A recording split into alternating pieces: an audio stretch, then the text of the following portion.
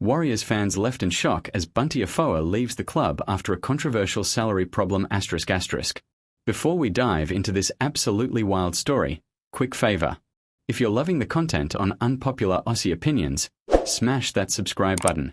Over 92% of viewers watch without subscribing. It costs nothing, but means the world to us. Did you hit it? Legend. Thanks so much. Now back to the main event. Bunty Afoa just walked away from the New Zealand Warriors, and the reason behind his departure has left fans absolutely furious and questioning everything they thought they knew about how their club operates. Picture this. A hardworking forward who's given everything to the Warriors, a bloke who's bled for the jersey and consistently put his body on the line, suddenly announces his leaving because of a salary dispute that's so controversial, it's got the entire rugby league community talking. This isn't just another player switching clubs for more money.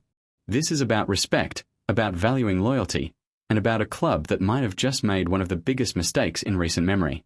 Stick around, because what we're about to unpack reveals some serious issues with how the Warriors manage their roster, and trust me, by the end of this, you'll understand why fans are calling for heads to roll in the front office. Now, for those who might not be completely familiar with Bunty Afoa, let me bring you up to speed. This bloke is the definition of a workhorse. He's not the flashy player who makes highlight reels every week, but he's the kind of forward that every successful team needs.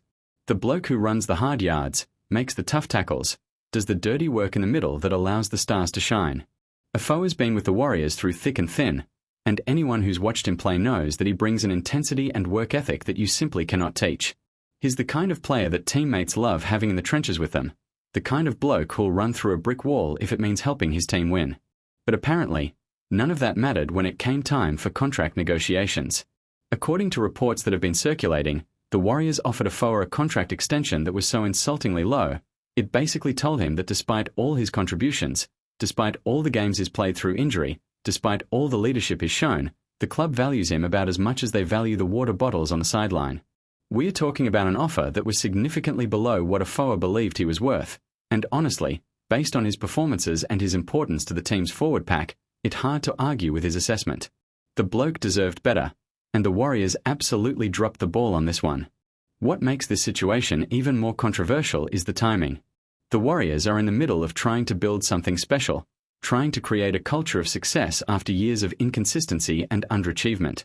They've been preaching about loyalty, about building a tight-knit group, about creating an environment where players want to stay and fight for the jersey. And then they go and lowball one of their most consistent performers, essentially telling him that his contributions aren't valued.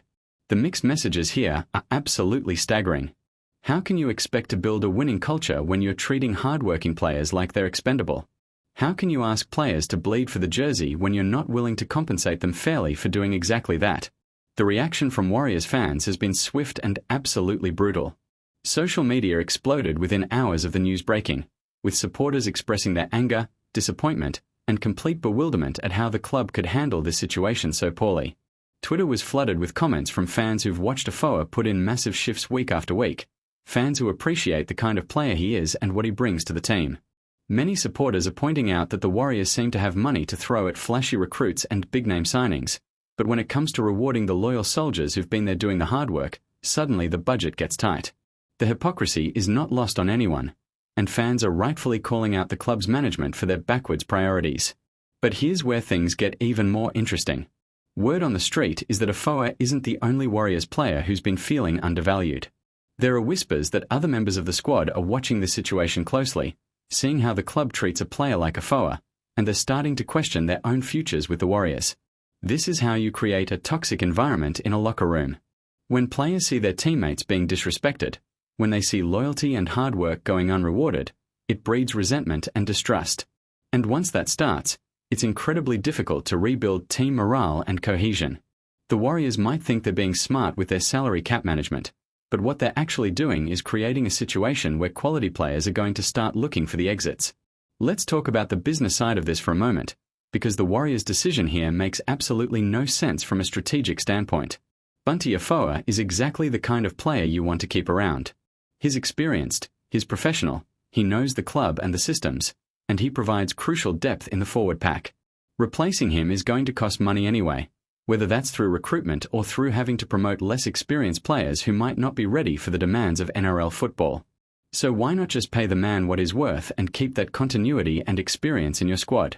The Warriors are essentially creating a problem where none needed to exist, spending money to solve an issue that they themselves created by being cheap in the first place. The salary cap management at the Warriors has been questionable for years, and this Afoa situation is just the latest example of poor decision-making from the front office. We've seen them splash cash on players who haven't delivered, we've seen them let quality players walk away for peanuts, and we've seen them struggle to build any kind of sustained success despite having access to a huge talent pool in New Zealand. At some point, you have to start questioning the people making these decisions. Are they actually qualified to be managing an NRL roster? Do they understand player value and market rates? Or are they just making it up as they go along and hoping for the best? Based on the Afoa situation, it's looking more and more like the latter. What's particularly frustrating for Warriors fans is that this feels like history repeating itself. How many times have we seen the club let good players walk away because they wouldn't pay them fairly? How many times have we seen them prioritize the wrong things and then wonder why they can't build a consistent winning team? The definition of insanity is doing the same thing over and expecting different results, and that's exactly what the Warriors seem to be doing. They keep making the same mistakes with roster management, they keep undervaluing the wrong players, and then they act surprised when the team struggles and the culture suffers. It's maddening to watch, especially for the loyal fans who stick with the club through all their ups and downs. Now, some people might argue that this is just business, that teams can't afford to pay everyone what they want, and that tough decisions have to be made. And sure, there's some truth to that. Salary cap management requires making difficult choices about which players to keep and which players to let go. But here's the thing.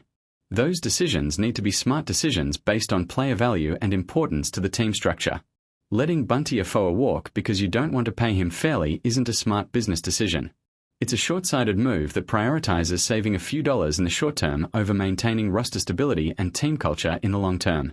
Any competent manager would understand that keeping a solid, reliable forward like Afoa is worth the investment, but apparently, the Warriors management doesn't see it that way.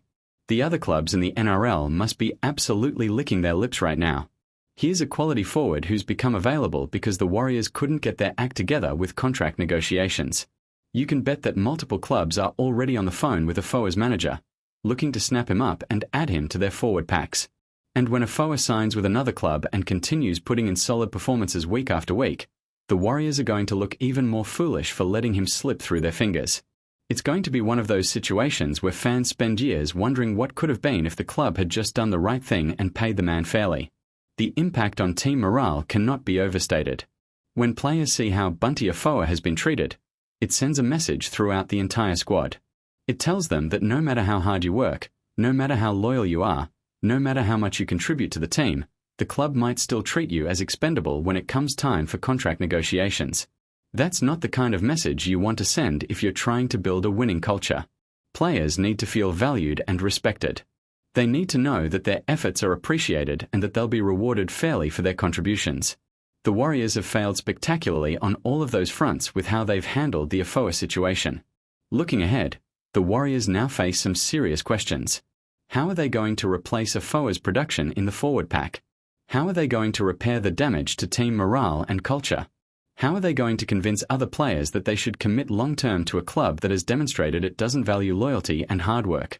These aren't easy questions to answer, and the solutions are going to require significant effort and probably some changes in how the club operates. The front office needs to take a long, hard look at their decision-making processes and figure out how they let this situation get so out of hand. For Bunty Afoa, this is probably a blessing in disguise. He'll move on to a club that actually values what he brings to the table, he'll likely get paid closer to what he's actually worth, and he'll have the opportunity to be part of an organization that treats its players with the respect they deserve. And when he's running out against the Warriors in a different jersey, you can bet he's going to be extra motivated to show them exactly what they've lost. There's nothing quite like the motivation that comes from feeling undervalued and disrespected by a former employer. The Warriors faithful are left to pick up the pieces and wonder how their club continues to make the same mistakes over and over again. This Afoa situation is just the latest in a long line of questionable roster management decisions, and unless something changes dramatically at the administrative level, it probably won't be the last. Fans deserve better. Players deserve better. And frankly, The Warriors as an organisation deserve to face some serious consequences for continuing to operate with such obvious incompetence when it comes to managing their roster and respecting their players. So here we are, watching Bunty Afoa walk away from the Warriors because the club couldn't figure out how to pay a hardworking forward what he's worth. It's a situation that never should have happened, a controversy that was entirely avoidable, and a perfect example of everything that's wrong with how the Warriors have been run for far too long. The fans are angry, and rightfully so.